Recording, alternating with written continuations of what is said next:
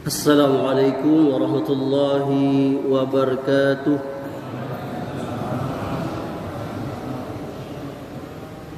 Alhamdulillah hamdan katsiran tayyiban mubarakan fi kama yuhibbu rabbuna wa yarda.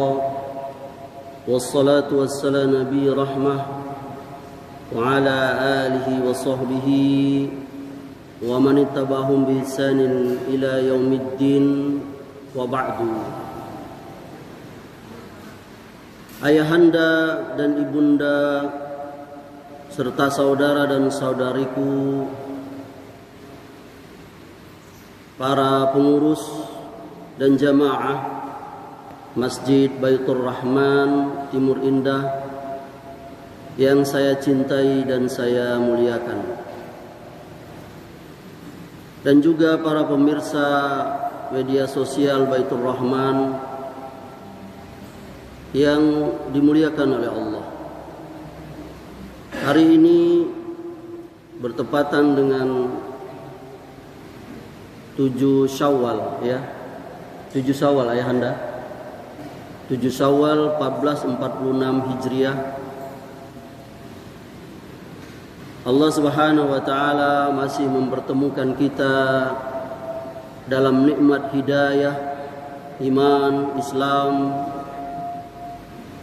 dan nikmat as-sihah, nikmat sehat,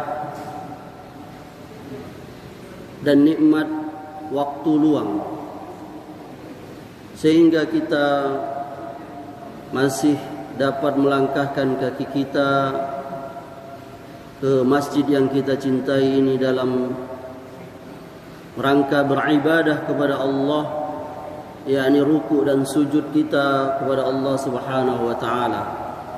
Semoga Allah Subhanahu wa taala menerima amal kita, yakni ibadah puasa Ramadan kita, ibadah salat tarawih kita, tilawah Al-Quran kita, zakat, infak, sedekah kita, dan semua amal ibadah yang kita lakukan di bulan Ramadan yang lalu.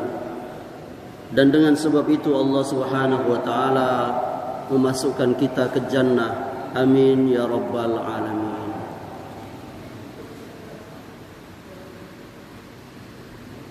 Ini adalah kajian perdana kita ba'da hari raya. Saya dihubungi oleh Kanda Faisal Abdul Aziz, sudah mulai dinda katanya. Wah, Masya Allah, ini Masjid Baitur Rahman ini padek kalau bahasa Bengkulu. Masjid lain belum mulai, dia sudah mulai. Jadi saya kebagian perdana ini. Dan sepertinya saya masih diminta untuk pembahasan tentang akidah tauhid, satu pembahasan yang sangat penting sekali kita ketahui bersama, karena ini merupakan pembeda antara yang lurus dan kesesatan.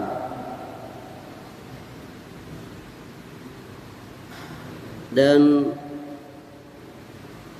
kita ketahui bersama,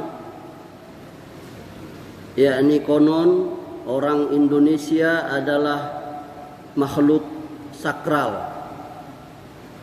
Bila ingin terhindar dari bencana, cukup menggelar ritual. Bila ingin kaya, cukup mengorbankan tumbal. Bila ingin tahu masa depan, cukup mendatangi peramal. Bila mimpi buruk, segera membalik bantal. Bila kejatuhan cicak, katanya pertanda sial. Bila ada bintang beralih, katanya ada orang yang meninggal. Dengan mantra kulhu sungsang, katanya tubuh menjadi kebal. Dan ada segudang mitos lain yang tidak masuk akal dan seabrek keyakinan yang membuat syahadat menjadi batal. Oleh karenanya selamatkan akidah kita dari kesalahan fatal. Bersihkan ibadah dari khurafat yang menodai amal. Ayahanda dan ibunda yang dimuliakan oleh Allah, oleh karenanya judul atau tema saya pada kesempatan subuh kali ini adalah khurafat di Indonesia. Ketika turun ayat alladzina amanu wa lam yalbisu imanahum bizulm ulaika lahumul amnu wa hum muhtadun.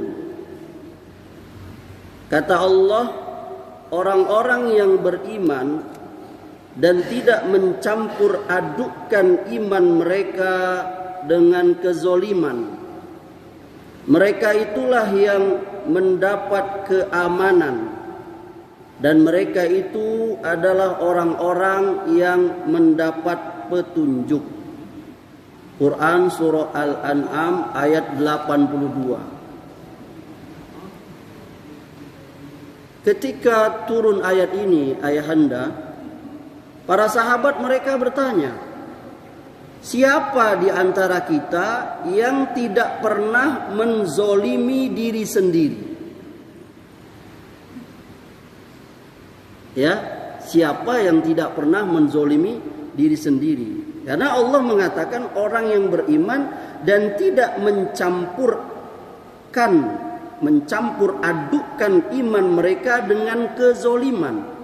Allazina amanu walam yalbisu imanahum bizulmin.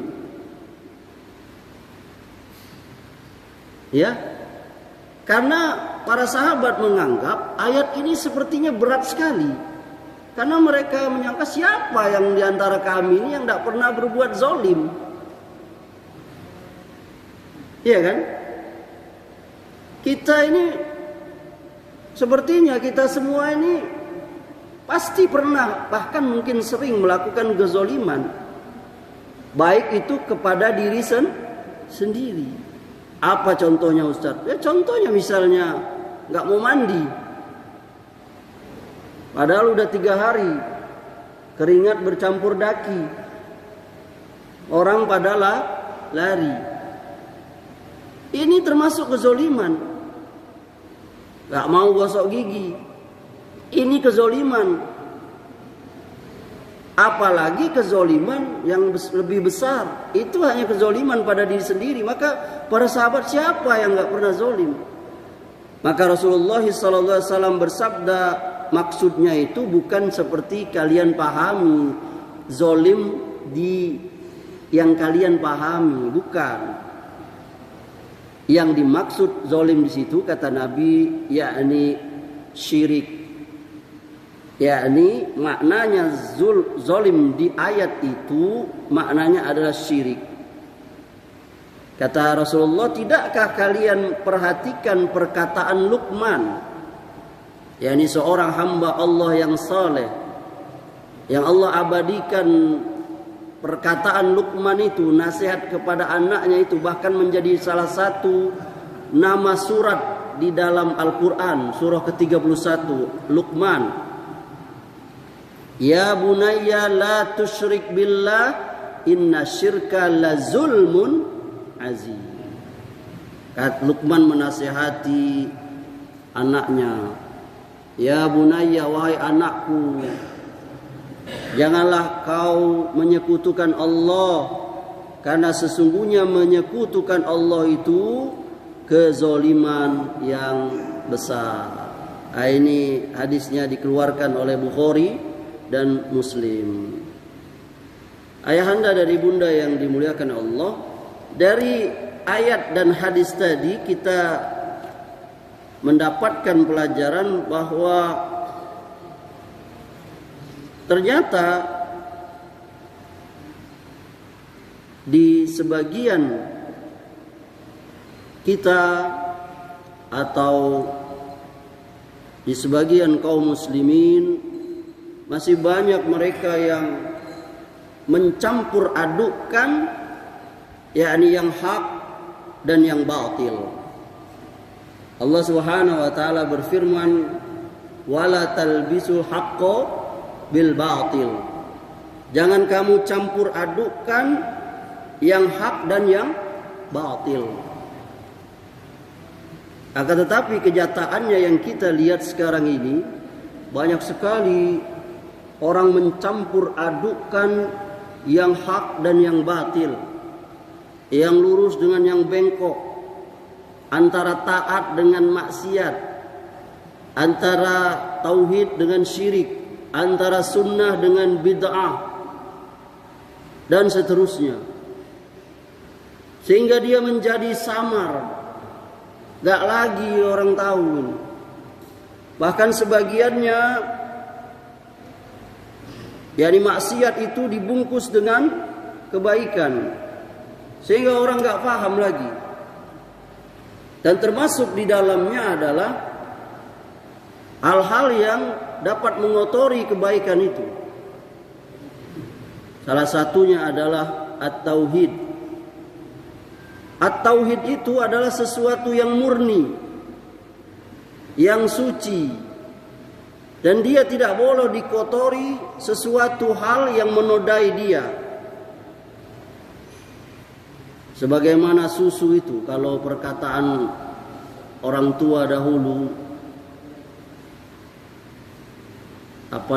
rusak susu sebelanga karena nila setitik. Dikit sekali, ya kan? Sebelanga tuh, saya udah ini, sebelanga tuh apa ya? Panci ya? Kuali ya, sebelanga tuh itu bahasa mana itu? Gak tahu juga saya. Saya ini anak Gen Z soalnya. Ayahanda anak Gen A ya. Jauh. Jarang kami mendengar belanga. Kalau bahasa Bengkulu belango ya. Belangau ya. Panci atau kuali ya. Rusak susu sebelanga karena nila setitik. Iya tuh, berbahayanya sekali. Padahal susunya sebelanga, nilainya setitik. Tintanya setitik, tapi rusak itu. Nah itu juga perumpamaan seperti at-tauhid. Tauhid itu suci, seperti susu tadi. Tapi dia bisa rusak gara-gara setetes kesyirikan. Setetes kesyirikan. Makanya berbahayanya kesyirikan ini. Dan salah satu tetesan kesyirikan itu, ayahanda ibunda yang saya cintai dan saya muliakan, salah satu tetesan yang namanya syirik itu ada yang kita sebut, kita kenal dengan namanya yakni tahayul atau khurafat. Tahayul atau khurafat. Kedua kata ini dia memiliki kedekatan makna, dan sehingga seringkali masing-masing menempati posisi yang lain dalam sebuah kalimat. Khurafat itu secara bahasa dia biasa diartikan dengan tahayul, dongeng atau legenda. Khurafat itu secara lughah, secara bahasa biasa juga diartikan dengan tahayul, dongeng atau legenda. Sedangkan khurafi adalah hal yang berkenaan dengan tahayul atau dongeng. Dalam Qomus Al-Munawwir, khurafat itu diartikan dengan hal yang berkenaan dengan kepercayaan yang tidak masuk akal. Artinya, di samping tidak masuk akal, dia tidak pula didasari oleh dalil syar'i yang sahih. Namun perlu kita ketahui bersama bahwa dalam pengertian Islam, tidak semua hal yang tidak masuk akal menurut kebanyakan orang itu disebut khurafat. Tidak. Kalau keyakinan tersebut memang dikukuhkan, dibenarkan oleh Al-Quran ataupun As-Sunnah, maka itu menjadi hal yang pasti benar dan wajib diyakini. Jadi kesimpulannya, khurafat itu ialah semua cerita yang berupa rekaan atau khayalan, ajaran-ajaran, pantangan maupun larangan, adat istiadat, ramalan-ramalan, pemujaan atau kepercayaan yang menyimpang dari ajaran Islam. Oleh karenanya kita akan menyebutkan beberapa contoh dari perkara-perkara yang mengotori dari yang namanya tauhid kita itu, ya, yang kita sebut dengan khurafat itu, wabil khusus yang ada di negeri kita Indonesia ini. Tentu ini banyak sekali. Barangkali di kesempatan yang lain kita akan menyebutkannya. Tujuannya adalah agar kita bisa menjauhinya, ya ibunda, ya. Agar kita dapat menjauhi segala sesuatu berbau khurafat ini, baik keyakinan, perkataan, perbuatan, dan kita bisa mendakwahkan, menyampaikan kepada yakni saudara kita, sanak pemilik kita, agar bersihnya tauhid kita itu. Yang pertama, khurafat di kita ini ada yang namanya hilangkan mimpi buruk dengan membalik bantal. Jadi kita semua pernah mimpi buruk, ya. Ada ibunda pernah mimpi buruk enggak? Ayahanda pernah mimpi buruk? Sering ya, Kando? Sering ya. Sudah Ustadz, saya ketemu cewek buruk. Itu. Ya mungkin boleh jadi itu. Atau mimpi yang ya kita nggak sukai lah, ya. Dia seram, mimpi itu, mimpi yang seram. Atau mimpi yang membuat kita sedih. Atau mimpi yang membuat kita takut, mimpi yang menakutkan itu. Dan sebagiannya ketika sudah bangun, kita tidur lagi, itu datang lagi mimpi itu, ya. Seperti film berseri. Betul lah. Ayo udah bangun, tidur lagi, mimpi lagi, ya. Dan lebih parahnya lagi, ada sebagian orang itu yang dia mimpinya itu ketindihan. Pernah dengar gak ketindihan? Ayahanda, ini saya enggak, ini juga nih, ketindihan tuh ketimpuan, ya. Jadi mimpi badannya itu terasa berat, ditimpo sesuatu. Jadi dia membuat dia kondisi sadar dengan tak sadar. Mau bergerak nggak bisa, mau bangun apalagi, ya. Bahkan kadang dia merasa ada makhluk lain di sekitar dia itu, ya. Dan itu sering, ya, berlanjut. Maka sebagian keyakinan yang beredar di kita ini, untuk menyelesaikan, menyudahi mimpi itu, mimpi buruk atau ketindihan tadi itu, ada yang menyarankan yakni supaya membalik bantal tadi itu. Jadi bantal tadi itu awalnya ini dibalik, yang atas jadi bawah, yang bawah jadi atas. Jadi seolah-olah kalau balik bantal itu, maka mimpinya berhenti keyakinannya itu, atau episodenya berubah. Nah itu ada keyakinan. Saya nggak tahu di jamaah ini ada nggak itu. Atau bahkan keyakinannya kalau dengan membalik bantal itu, mimpi buruk yang ada di dalam mimpi tadi tidak terjadi. Caranya apa? Balikkan bantal itu. Nah bagaimana itu menurut Islam ya?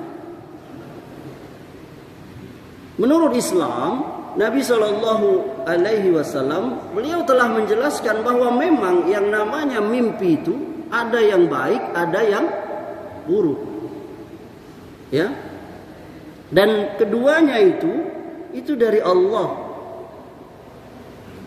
Yakni yang dimaksud mimpi yang baik itu dari Allah, sedangkan mimpi yang buruk itu dari syaitan. Begitu juga yang kita kenal dengan ketindihan tadi itu. Ketindihan tadi itu. Itu kalau dalam bahasa Arabnya itu disebut al-qabus ya. Syekh Wahid Abdul Salam Bali menyebutkan al-qabus itu sebagai salah satu bentuk gangguan jin.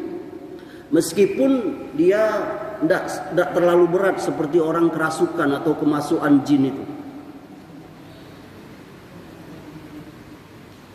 Oleh karenanya di dalam Islam sebelum mimpi buruk itu terjadi, ketindihan, apapun namanya itu, ada syariat Islam, ada sunnah-sunnah Islam itu. yakni kita menjalankan ajaran Nabi SAW atau adab-adab ketika kita mau tidur. Ini salah satu cara agar kita terhindar dari yang namanya mimpi buruk itu. Apa itu? Yakni misalnya kita disunnahkan ketika mau tidur itu berwudu. Apa ibunda? Berwudu. Seperti kita wudu mau sholat itu. Ini sunnah. Ketika kita mau tidur kita berwudu. Lalu kita disunnahkan juga sebelum tidur itu membaca doa tidur misalnya. Bismika Allahumma amutu wa ahya. Misalnya salah satu zikir kita mau tidur. Disunnahkan juga kita membaca al-mu'awizat. yakni kita membaca al-ikhlas, quluhu, al-falaq, qul a'udzu birabbil falaq, an-nas, qul a'udzu birabbin nas. Lalu sunnahnya kita selesai membaca 3 surat tadi, ya, kita tiupkan kemana? Ke tapak tangan kita. Lalu kita usapkan kemana? Ke seluruh bagian tubuh kita yang bisa kita jangkau. Ada sunnah yang lain juga, yakni kita membaca ayat kursi. Ini kita lakukan sebanyak 3 kali. Nah, lalu kita barangkali sunnah tidur diawali dengan rusuk, ya, rusuk sebelah kanan. Kita miring ke kanan, rusuk sebelah kanan di bawah. Ini beberapa adab dalam rangka kita tidur, ya. Nah, biasanya rata-rata orang-orang yang mengalami yang seperti tadi itu, yakni mereka melupakan syariat tadi, sunnah-sunnah kita tidur tadi. Nah, bagaimana Ustadz kalau masih juga itu terjadi, kita sudah ini, maka Nabi SAW memberikan solusi. Kata beliau, mimpi baik itu dari Allah, sedangkan mimpi buruk itu dari setan. Kalau salah seorang di antara kalian bermimpi yang buruk, yang tidak dia sukai, maka hendaknya dia menghembuskan sedikit, yakni ludahnya itu ke kiri 3 kali. Ini sunnahnya.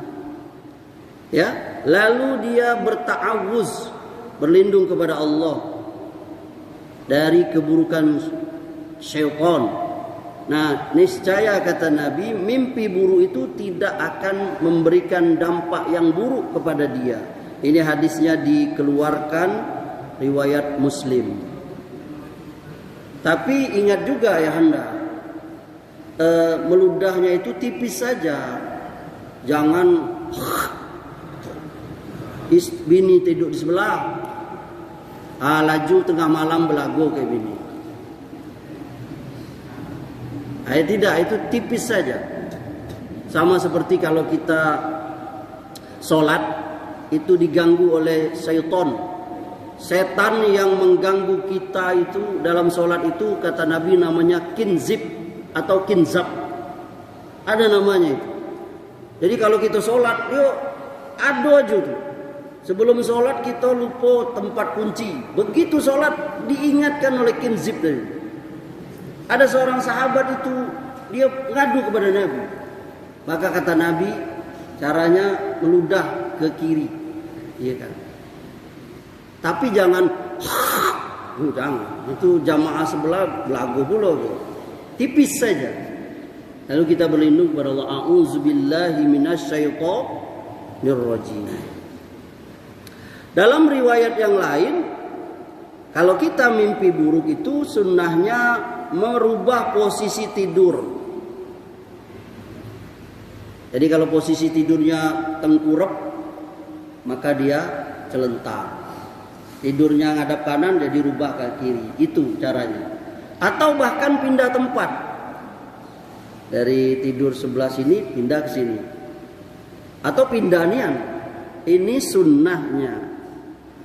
Ya, dari Nabi SAW. Dan kalau ada mimpi buruk, Nabi SAW mengatakan jangan kamu ceritakan kepada orang-orang tentang dirimu yang sudah dipermainkan setan saat tidur. Ini hadis riwayat Muslim ya. Jadi kita tidak boleh menceritakan mimpi buruk. Yang kedua, khurafat yang ada di kita ini menanam kepala kerbau. Nah, ini khurafat ini. Mengotori tauhid, akidah. Ini kita nggak tahu ini. Sejak kapan ada tradisi ini ya. Tidak jelas juga siapa pencetus utamanya. Tapi banyak masih bahkan di kalangan kaum muslimin, yakni tradisi menanam kepala kerbau itu seolah-olah wajib. Kalau ada momen-momen penting ya. Dan tidak juga orang-orang yang orang-orang awam, bahkan kadang-kadang intelektual. Orang-orang yang gelarnya banyak, mungkin makan bangku sekolahan banyak. Mereka masih percaya itu. Ya ini khurafat menanam kepala kerbau itu.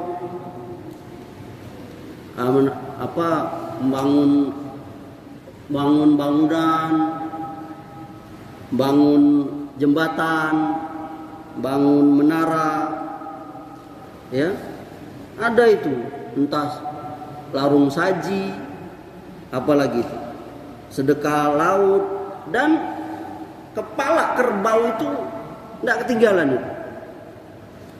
Barangkali juga ada nego juga, mungkin kalau nggak sanggup kepala kerbau, kepala apa ya? Kepala kambing ya. Tidak sanggup juga kepala itik mungkin kan. Dan kalau kita lihat cerita-cerita jadul zaman old katanya, itu bahkan kepala manusia itu, zaman-zaman primitif dahulu. Biasanya mereka mempersembahkan kepala manusia untuk jin setonnya itu. Dulu juga waktu Lumpur Lapindo ya, itu banyak dukun-dukun yang salah satu mereka itu mereka bilang sarankan untuk kepala kerbau. Juga daerah-daerah gempa, banjir itu mereka sarankan untuk itu, la ilaha illallah. Dan juga sebagiannya juga kalau ada terjadi hal yang buruk, bangunan rubuh, jembatan putus. Itu ada celetukan itu. Ini dulu tidak ada mempersembahkan kepala kerbau. Dan Amri pribadi, ayahanda, ibunda ya, saya pribadi pernah langsung mendengar dengan telinga saya. Betul. Ketika saya ini ada sesekali jogging ya di Pantai Panjang Ujung itu, di jogging track itu. Saya ketika itu sedang istirahat dengan istri dan saya mendengar percakapan bapak-bapak, ada 4 atau 5 orang. Dia bercerita tentang jembatan yang gak jadi itu. Dan saya dengar langsung. Salah satunya berkata, "Iko jembatanku rubuh dak jadi ko gara-gara aponyo sesajinya dak kue," kata. Sesajinya tidak kue. Iko jin di siko gedang iko. Demi Allah saya dengar langsung. Tapi saya enggak ada kekuatan pada saat itu untuk langsung mendakwahinya, membasih tahu itu enggak benar. Saya lemah sekali waktu itu saya hanya menyimaknya. Cuma saya tidak setuju hanya dalam hati, la ilaha illallah. Lihat itu, keyakinan seperti itu masih ada ya Anda. Jadi mereka meyakini sesuatu itu terjadi karena nggak ditanam pala kerbau tadi itu. Tapi lucunya, kalau ada bangunan atau jembatan yang sudah ada disembahkan kepala kerbau lalu rubuh, mereka diam seribu bahasa. Keceknya tadi kalau lah dia tanam pala kerbau tidak akan ada bala, lah buktinya rubuh juga itu. Nah inilah mereka nggak mau jujur ya. Kalau kita tanya kepada mereka, apa tujuan Anda mempersembahkan kepala kerbau itu? Coba Ayahanda pernah tahu nggak? Apa alasan mereka mempersembahkan kepala kerbau? Anda pernah dengar? Apa sebabnya? Kenapa mereka menyiramkan darah ayam itu ke mobil baru mereka, ke motor baru mereka itu? Apa keyakinan yang ada di situ?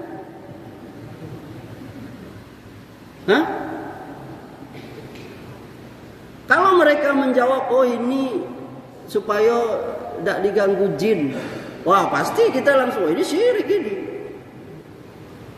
nggak boleh. Kalau mereka berkata, "Oh ini karena perintah Allah," ini perintah Allah ini. Mana perintah Allah?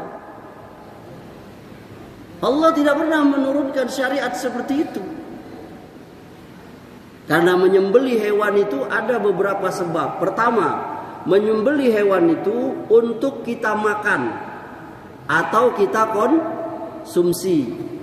Ini hukumnya mubah saja, boleh saja. Mubah saja, boleh saja. Silakan orang jualan ayam, motong ayam, jualan kambing, motong kambing. Ada yang dia memotong hewan itu dalam rangka takarrub kepada Allah. Memang syariat kita ada. Apa itu misalnya akikah, akikoh. Kalau punya anak laki-laki 2 ekor kambing, anak perempuan 1 ekor kambing. Hari ke-7, hari 14, hari ke-21 atau kapan saja ketika orang tuanya mampu. Ini syariat, motong, mengalirkan darah. Inna solati wa nusuki wa mahyaya wa mamati lillahi rabbil alamin. Kata nusuk di situ, sebagian ulama mengatakan sembelihanku.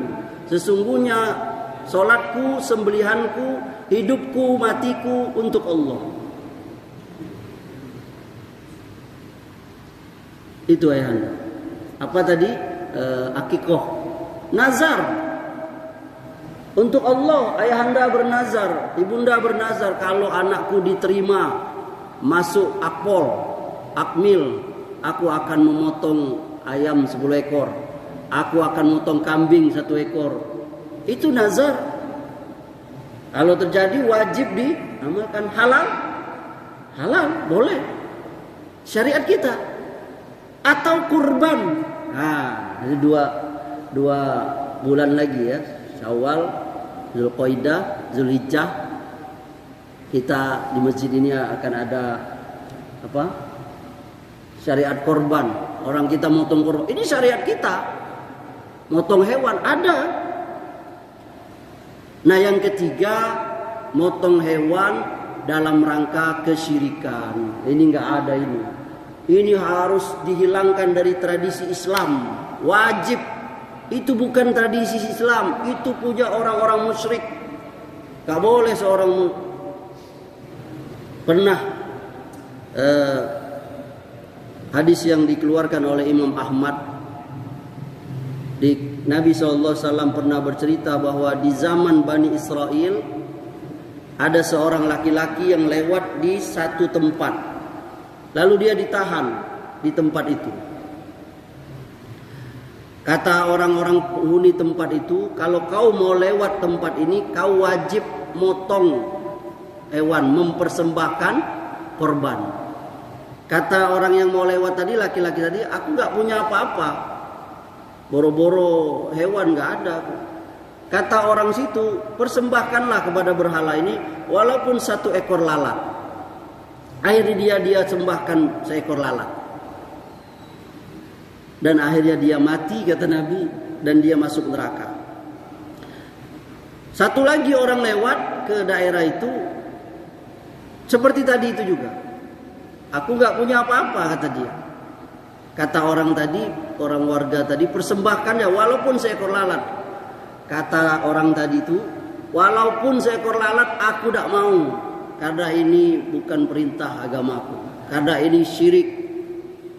Maka akhirnya dia dibunuh dan akhirnya dia masuk surga. Ini adalah salah satu contoh dari khurafat yang ada di Indonesia. Yang ketiga, khurafat yang ada di Indonesia ini, yakni keyakinan dapat musibah kalau mendahului kakaknya menikah.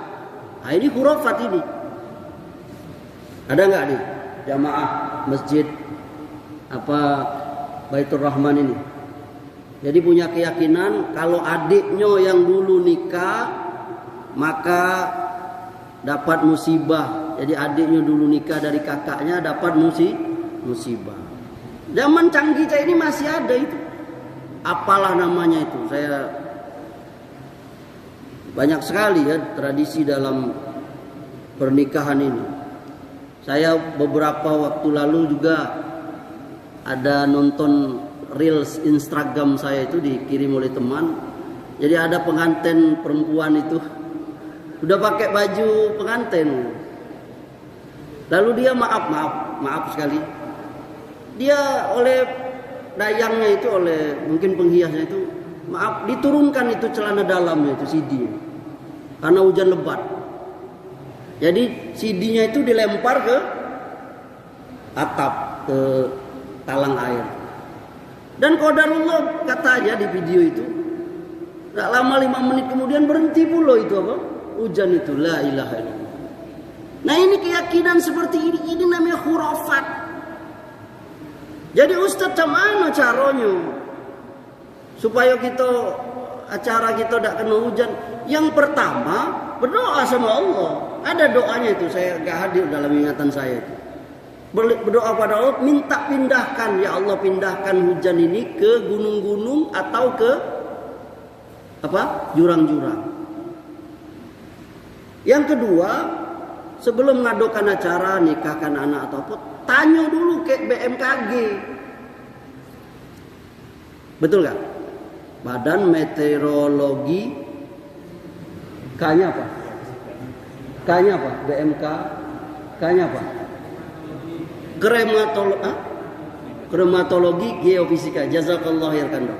Saya K-nya itu udah tahu. Tanya dulu itu. Pak, saya nak ngadokan acara ini.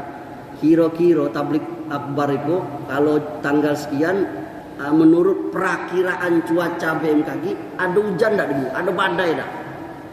Itu masuk akal.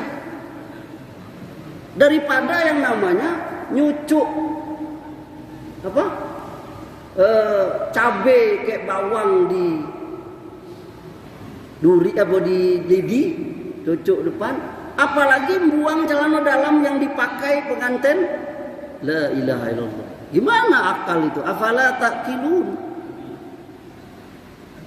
Nah, ini keyakinan tadi itu, kalau kakak didahului oleh adik nikah itu akan membuat sang kakak tidak laku. Itu keyakinan itu masih ada kita ini.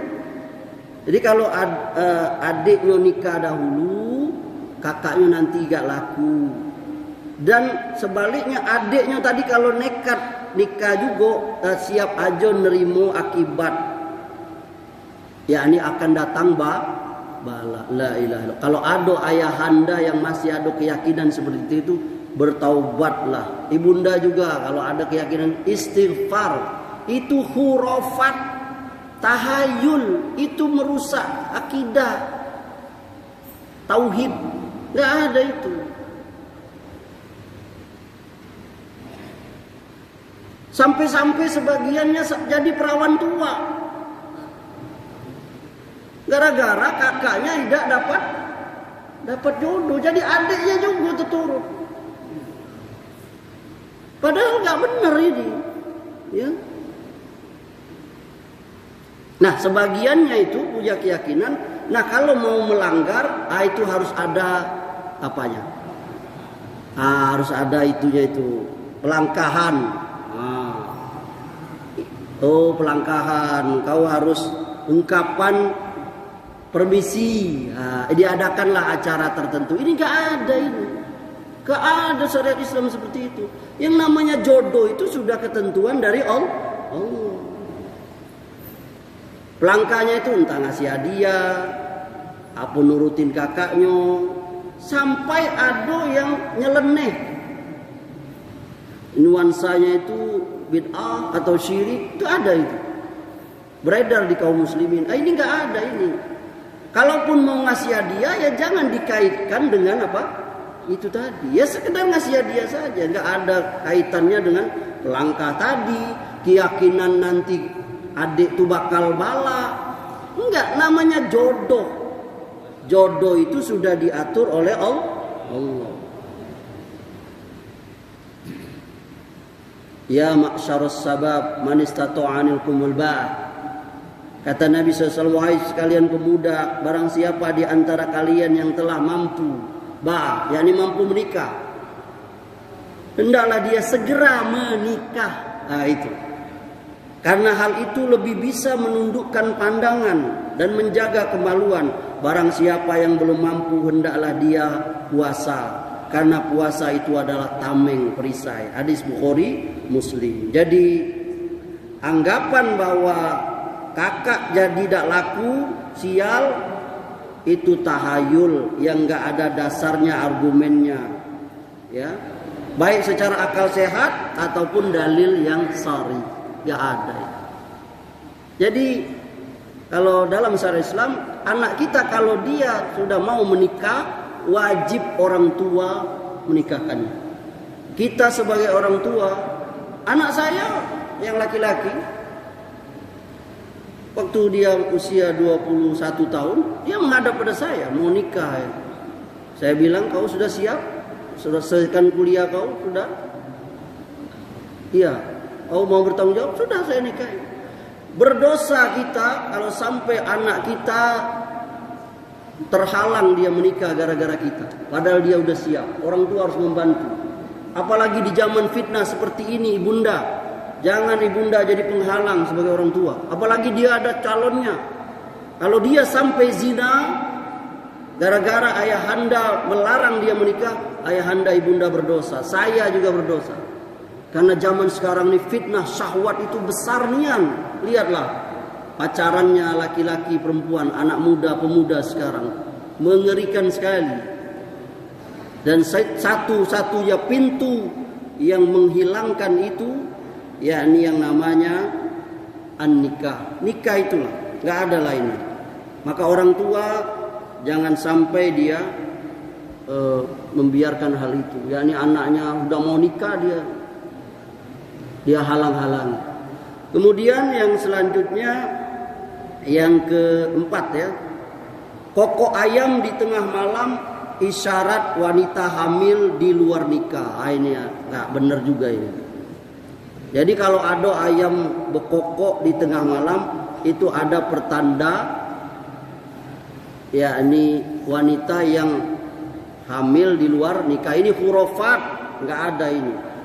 Dalam syariat Islam kata Nabi SAW, kalau kalian mendengar kokok ayam jantan, maka berdoalah kepada Allah, minta kebaikan, karena dia melihat malaikat.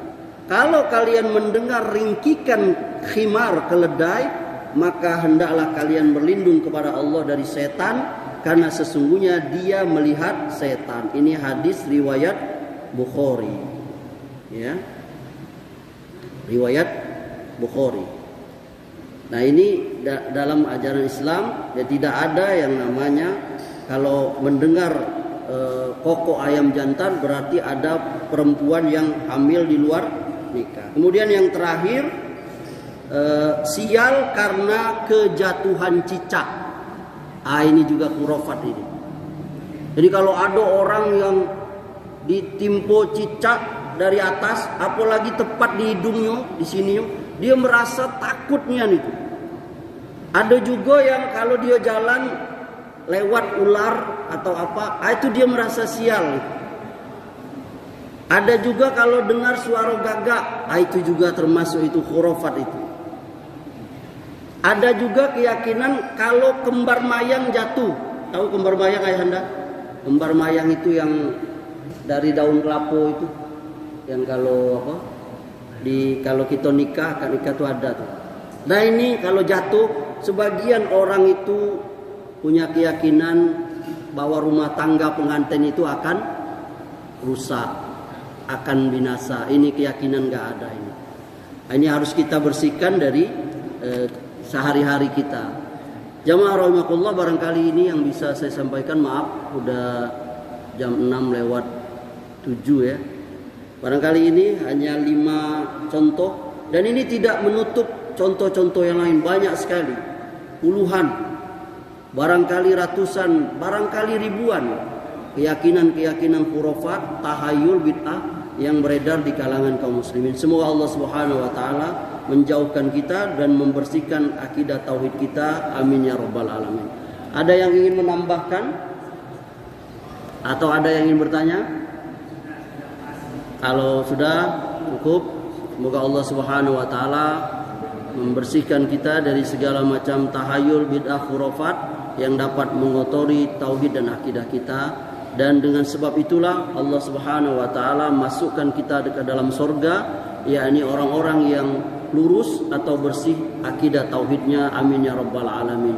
Subhanakallahumma wa bihamdika asyhadu an la ilaha illa anta astaghfiruka wa atubu ilaik. Wabillahi taufiq wal hidayah. Wassalamualaikum warahmatullahi wabarakatuh.